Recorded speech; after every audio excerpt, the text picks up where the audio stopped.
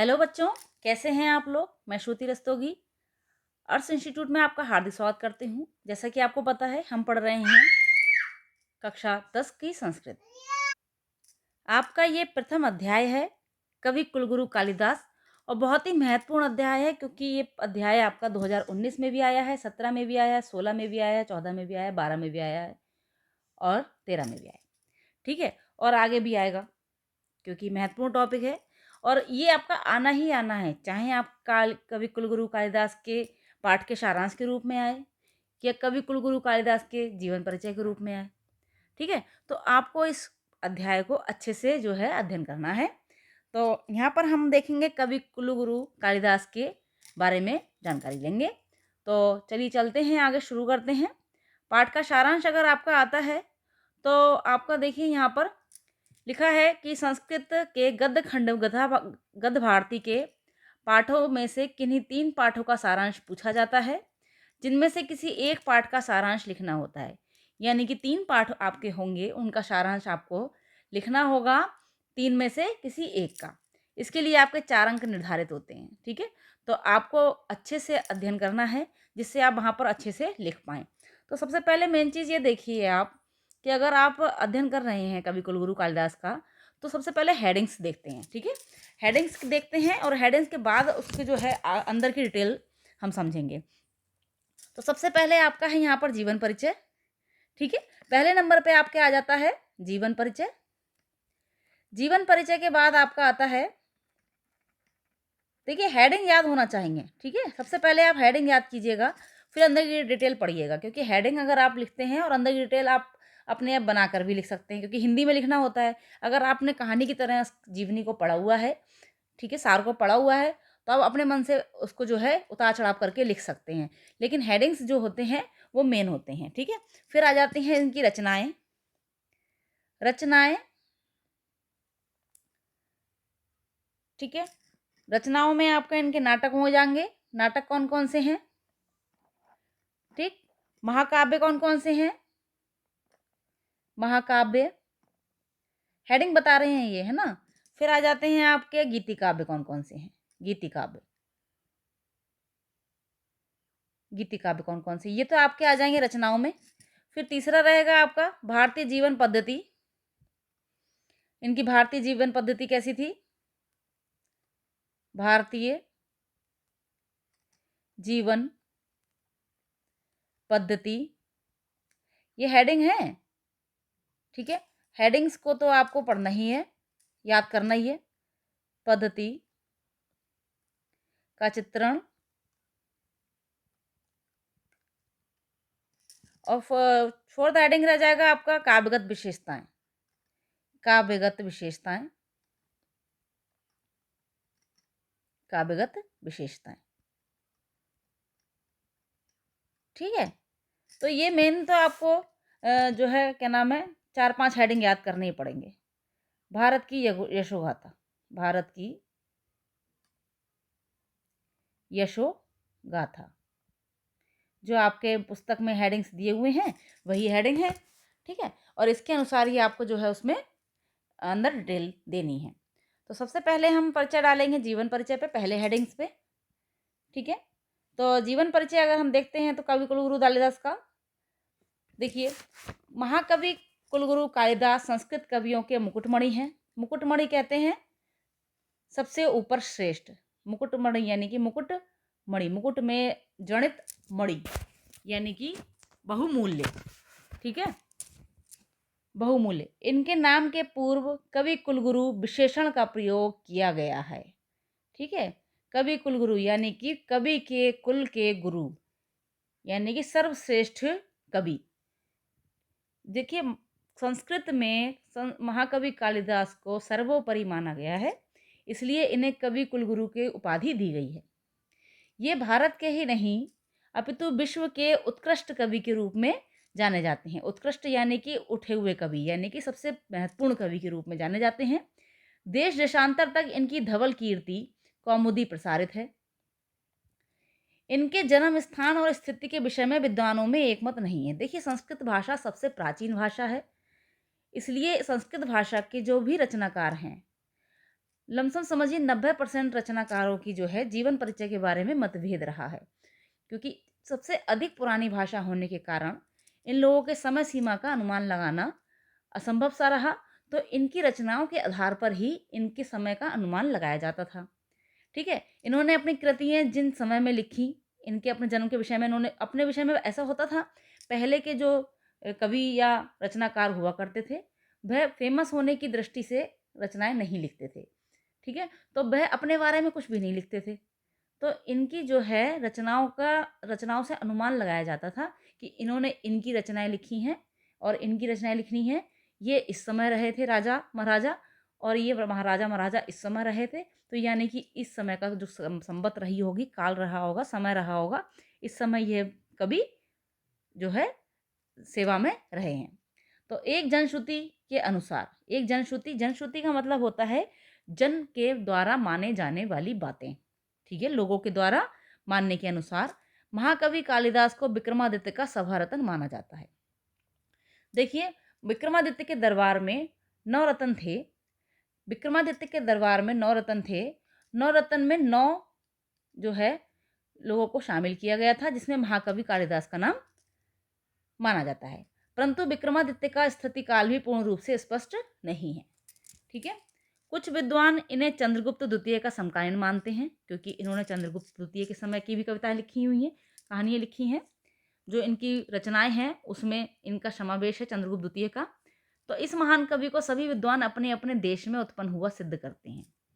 ठीक है, क्योंकि जहाँ जहाँ का इन्होंने परिचय दिया है अपनी रचनाओं में, वहाँ वहाँ के जो विद्वान हैं उन्हें यहाँ का, अपने यहाँ का उत्पन्न हुआ हुआ मानते हैं। कुछ विद्वान इन्हें कश्मीर में और कुछ बंगाल प्रदेश में उत्पन्न हुआ मानते हैं। कुछ आलोचक हैं जो इन्हें उज्जैन में हुआ मानते हैं। कवि का उज्जैनी से प्रेम भी इस मत का कुछ पुष्टि करता है। ठीक है, क्योंकि उज्जैन की जो आपका मेघदूत इन्होंने काव्य लिखा है, गीति काव्य लिखा लिखा है, इसमें इन्होंने उज्जैन का बहुत अच्छे से वर्णन किया हुआ है। तो इसलिए उन्हें उज्जैन का प्रेमी मानते हुए इसका उज्जैन में जन्म भी मानते हैं। कालिदास द्वारा रचित कृतियों में वर्ण व्यवस्था के वर्णन को देखकर इन्हें ब्राह्मण परिवार में उत्पन्न हुआ माना जाता है। ठीक है, ये शिव भक्त थे, परंतु राम के प्रति भी इनकी अपार श्रद्धा थी। रघुवंशम महाकाव्य की रचना से यह बात पूर्णतः स्पष्ट हो जाती है, क्योंकि रघुवंशम महाकाव्य जो है श्री राम और शिव भक्ति के ऊपर आधारित है। तो यहाँ पर ये तो रहा आपके जो है अरिहंत की पुस्तक के हिसाब से जीवन परिचय। कुछ ऐसी जानकारी जो कालिदास के बारे में स्पेशल होनी चाहिए, क्योंकि आप अगर कुछ खास लिखते हैं तो उसमें खास नंबर मिलते हैं। ठीक है, और कुल मिला के कुछ चीज़ें ऐसी होती हैं, जैसे कि आप समझिए कि अगर आप कुछ अलग हट के लिखते हैं और जो आपकी पुस्तक में नहीं होता है, तो एग्जामिनर उस चीज़ को नोट्स करते हैं कि इस बच्चे ने अलग से कुछ पढ़ा है। तो इसके लिए आपको थोड़ी सी जानकारी कालिदास के बारे में और दे दी जाए, क्योंकि कालिदास को जन्म को लेकर साहित्य में कोई अभी तक उल्लेख नहीं रहा है। और सबसे पहले ये चीज़ समझिए कि एक जो कालिदास जो थे, ये शुरू से ही कवि नहीं थे, ना ही ये ज्ञानी थे, क्योंकि ऐसा माना जाता है कि 18 साल की उम्र तक इन्हें किसी भी प्रकार का कोई ज्ञान नहीं था। ठीक है, उनके बारे में कहा जाता था कि जो है वह एक मूर्ख थे कालिदास। लेकिन एक विद्वत्तमा नाम की महारानी थी, रानी थी।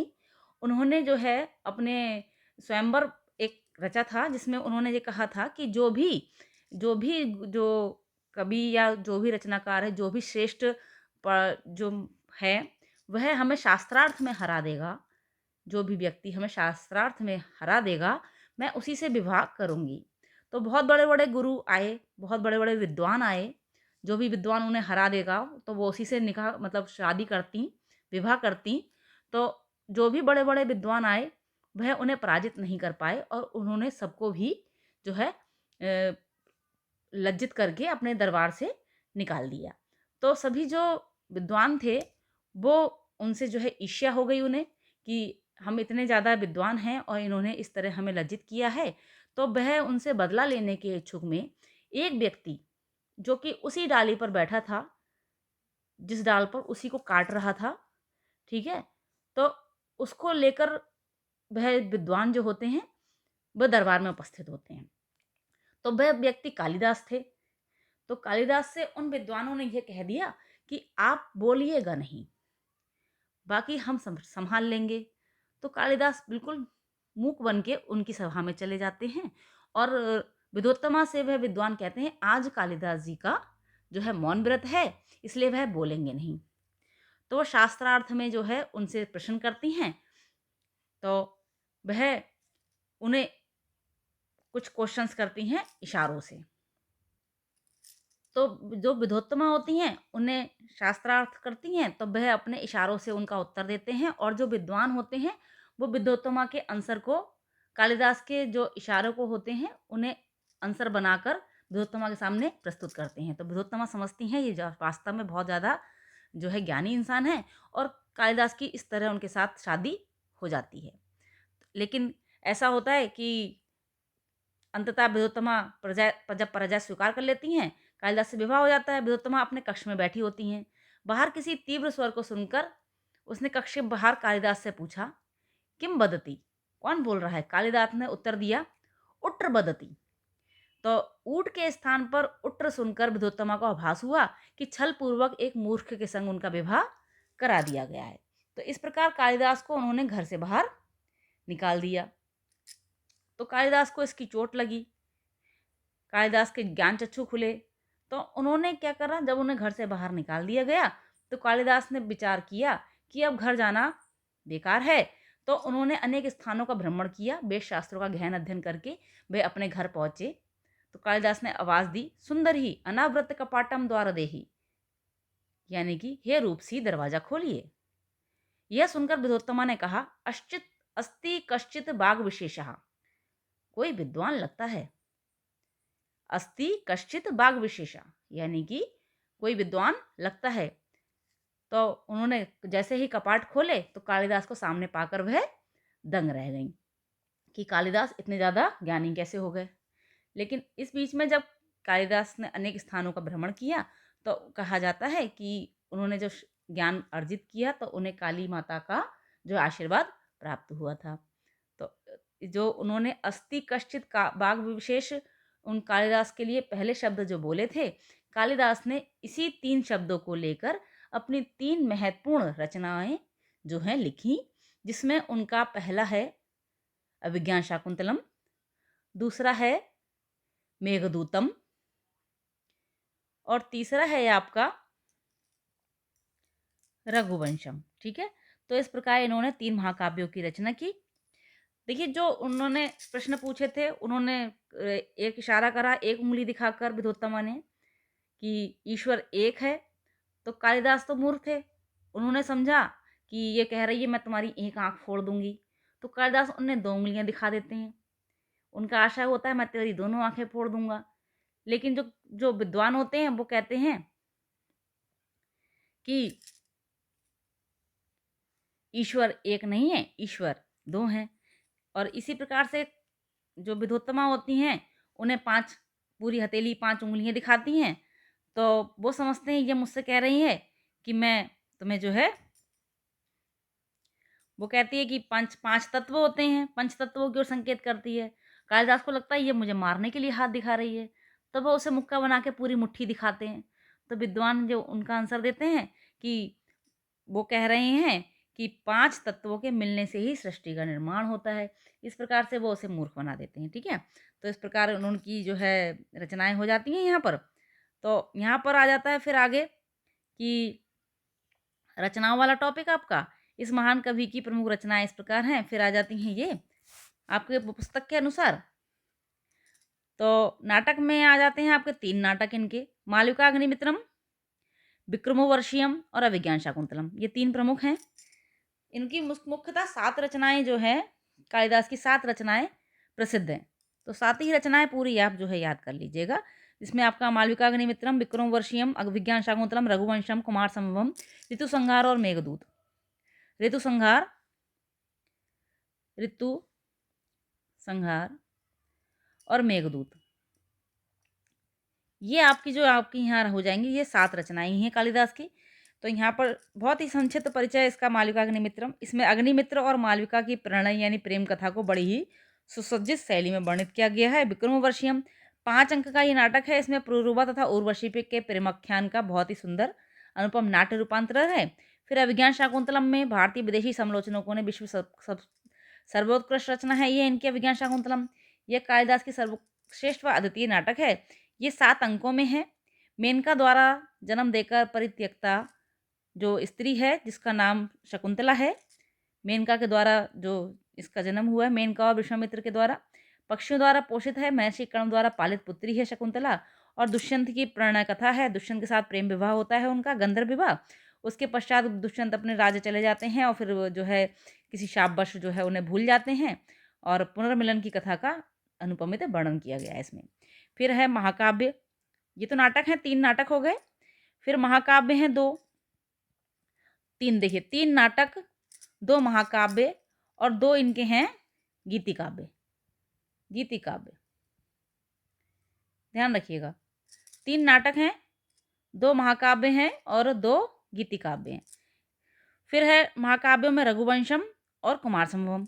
रघुवंशम 19 सर्ग का है। इस महाकाव्य में राजा दिलीप से लेकर अग्निवर्ण तक के सूर्यवंशी राजाओं के जीवन की मार्मिक एवं विशिष्ट घटनाओं का चित्रण अत्यंत कौशलता के साथ प्रस्तुत किया है। फिर कुमार संभवम, ये 18 सर्ग हैं। इस महाकाव्य में शिवाजी पार्वती के पुत्र कुमार कार्तिकेय के जन्म से लेकर देवताओं के सेनापति के रूप में तारकासुर वध तक की कथा का वर्णन है। ठीक है, 18 सर्ग का ये शिवाजी वाला है। ठीक है, फिर अगला चलते हैं आगे। जो गीति काव्य हैं इनके, जो गीति काव्य हैं 2, वो है ऋतु संहार और मेघदूत। इनका काव्य ऋतु वर्णन परक गीति काव्य है, ऋतु वर्णन पे है। इनमें इन्होंने 6 ऋतुओं का अत्यंत मार्मिक सुंदर वर्णन किया है, जो 6 ऋतुएं होती हैं उसका। फिर है मेघदूत। इस खंड काव्य में प्रकृति के आंतरिक एवं बाह्य दोनों रूपों के वर्णन के साथ साथ बिरही यक्ष द्वारा मेघ को दूत बनाकर उसके द्वारा अपनी बिरहिनी यक्षिणी के पास संदेश भेजने तथा कुबेर नगरी से अलकापुरी के सौंदर्य की मर्मभेदी वर्णन प्रस्तुत है। इसमें मेघदूत में क्या है, यक्ष होता है वह अपनी जो है प्रियतमा के वियोग में जैसे सोच रहा होता है, उसे जो वो होते हैं उनके स्वामी, वो कोई कार्य बताते हैं जिसको वह सुन नहीं पाता है, तो यक्ष को जो है वो शापित कर देते हैं अपनी प्रेमिका से दूर रहने का। तो वह विरह जो होता है उनका साल भर का, वह विरह के बारे में वर्णन है, और जिसमें यक्ष जो है अपनी प्रेमिका से मिलन के लिए विभिन्न प्रकार के मेघ को दूत बनाकर उनसे वर्णन कर रहा है कि तुम इधर उधर से जाओगे तो मेरी अलकापुरी होते हुए ऐसे ऐसे प्रियतमा तक जाओगे, तो वहाँ से उसका संदेश देखना, उसे देखना और उसके हालचाल लेना। ठीक है, इस प्रकार से होता है, ये इसमें वर्णन प्रस्तुत है। फिर है इनकी भारतीय जीवन पद्धति का चरित्रण। कालिदास ने अपनी रचनाओं में काव्योचित गुणों का समावेश किया है, भारतीय जीवन पद्धति का सर्वगीण चित्रण प्रस्तुत किया है। इनके काव्य में जड़ प्रकृति भी मानव के सहचरी के रूप में चित्रित की गई है। प्रकृति मानव सहचरी के रूप में मेघदूत में कवि ने बाह्य तथा अंतः प्रकृति का मर्म स्पर्शी वर्णन किया है। कवि के विचार में मेघ धूप ज्योति जलवायु का समूह ही नहीं बल्कि वे मानव के समान ही संवेदनशील प्राणी भी हैं। ठीक है, ये इनकी मेघदूत की रचना में है। अभिज्ञान शाकुंतलम नाटक में वन के वृक्ष शकुंतला को फूल पत्तियों से बने आभूषण प्रदान करते हैं और हरिण शावक शकुंतला का मार्ग रोककर अपना निश्चल प्रेम प्रदर्शित करते हैं। जब शकुंतला का विवाह होता है दुष्यंत के साथ, और वह जब बाद में वह दुष्यंत के यहाँ जा रही होती हैं, ठीक है, तो उस समय क्या होता है कि जो वहाँ के पेड़ पत्ती पौधे वगैरह होते हैं वे विभिन्न प्रकार के अपने पुष्पों से सुसज्जित उन्हें जो है बने आभूषण प्रदान करते हैं पेड़ पौधे वहाँ के। और जो हिरण शावक होते हैं, हिरण के बच्चे होते हैं, वह शकुंतला का रास्ता रोकते हैं, अपना प्रेम प्रकट करते हैं। मानव मूल्यों की प्रतिष्ठा। इसमें कालिदास ने अपने काव्य के आधार पर समाज के मानव मूल्यों को प्रतिष्ठापित करने का सफल प्रयास किया है। शकुंतला को देखकर दुष्यंत के मन में काम की इच्छा उत्पन्न होने पर भी वह क्षत्रिय धर्म का पालन करते हुए विवाह करने योग्य होने पर ही उससे विवाह करते हैं। ठीक है, तो ये आ जाता है यहाँ पर। फिर है आदर्श, मतलब इन्होंने जो है यहाँ पर मानव मूल्यों की प्रतिष्ठा का ध्यान रखा है, क्योंकि दुष्यंत को अगर वो पसंद आती हैं तो वह उससे जो है जोर जबरदस्ती नहीं करते हैं, वह उससे वहाँ पर गंधर्व विवाह करते हैं बाकायदा, और फिर उसके साथ मेल मिलाप करके वहाँ से जो है अपने राज्य को चले जाते हैं।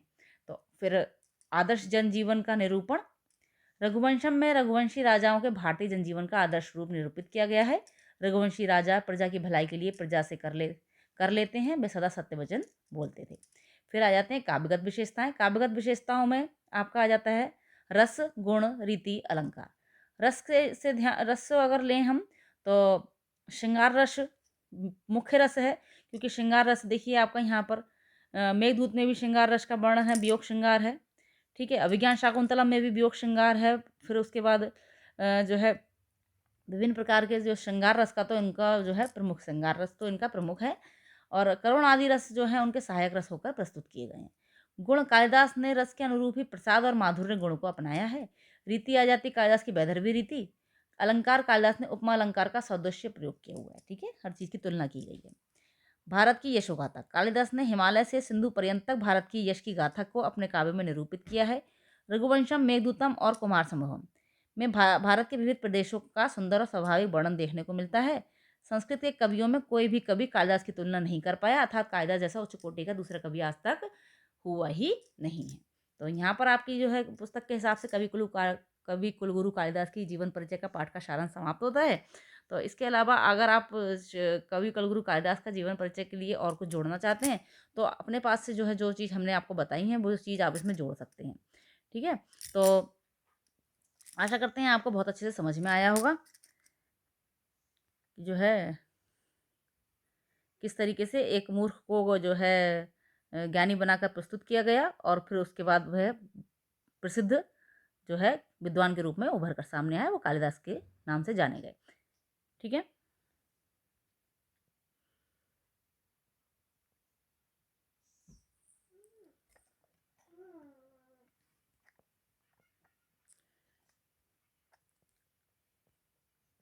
देखिए, कालिदास का जो असली नाम था वह था कुमारश्याम। क्या था? कालिदास का असली नाम था कुमारश्याम, ध्यान रखिएगा, कुमार श्याम, ये कालिदास का असली नाम है, ठीक है।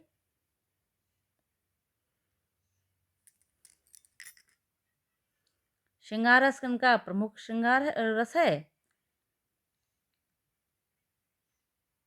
भारतीय साहित्य का शिखर माना जाता है ना।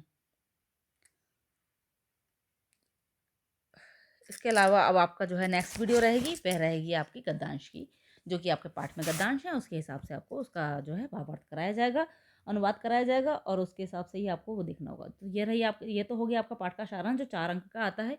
अगर आपने इसे 2-3 बार सुन लिया है तो यकीन समझिए आपको याद हो गया। आप अपने पास से आराम से उसे लिख सकते हैं, सिर्फ आपको हेडिंग्स याद करने रह जाएंगे।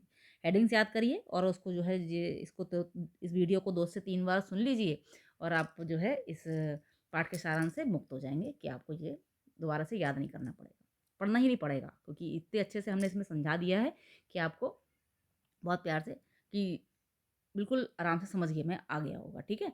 और यदि आप चैनल पर हमारे पहली बार आए हैं तो चैनल को सब्सक्राइब करना ना भूलिए, लाइक कीजिए और शेयर कीजिए। देखिए, संस्कृत जो है बहुत कठिन सब्जेक्ट नहीं है, लेकिन संस्कृत को पढ़ाने वाले बहुत ही ज़्यादा दुर्लभ हैं, और सही ठीक से मिलते नहीं हैं। देखिए, व्याकरण तो अधिकतर लोग पढ़ा देते हैं, सैद्धांतिक पढ़ाना हर कोई नहीं पढ़ाता है। तो उम्मीद है हमसे कि सैद्धांतिक के लिए, जैसे गद्य के लिए, पद्य के लिए, इन चीज़ों को पढ़ने के लिए जो है आपको विशिष्ट से अध्यापक की आवश्यकता होती है, जिसके लिए आपको संस्कृत लेने के पश्चात जो है दुविधा उत्पन्न होती है ना।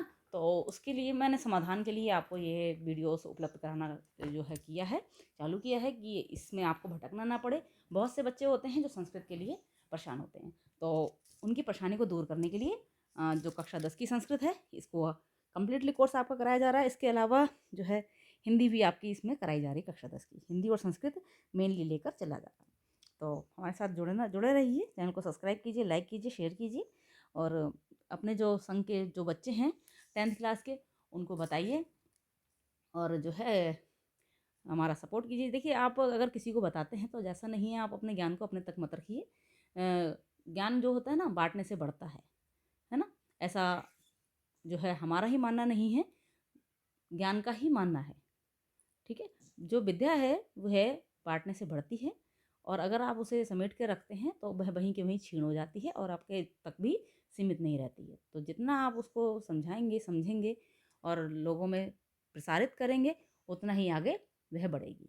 तो आशा करते हैं आप लोगों से, आप अपने फ्रेंड सर्किल में और अन्य लोगों को ये जानकारी देंगे और हमारी वीडियोस को आगे तक बढ़ाएंगे। चलिए, मिलते हैं नेक्स्ट वीडियो में। नेक्स्ट वीडियो रहेगी हमारी पाठ के सारांश की, यानी कि अनुवाद की।